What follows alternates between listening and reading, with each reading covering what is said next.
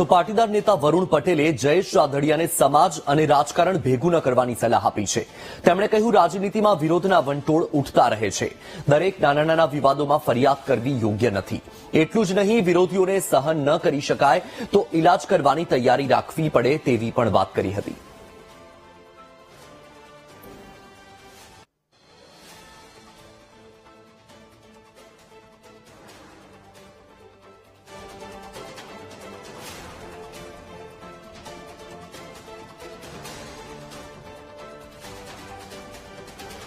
તમે ત્યાં સામાજિક કામ કરતા હોય તો 1-2% લોકોનો વિરોધ સહન કરવાનો જ હોય, કાં તો દવા કરવાની હોય કાં સહન કરવાનું હોય. સમાજમાં બીજા કોઈ રસ્તા નહીં. તમે સામાજિક કામ ગમે તે કરતું હોય, ગમે તે રીતે હોય, તો એના વિરોધો તમારે સહન કરવાની તૈયારી રાખવી પડે, કાં એનો ઇલાજ કરવાની તૈયારી રાખવી પડે.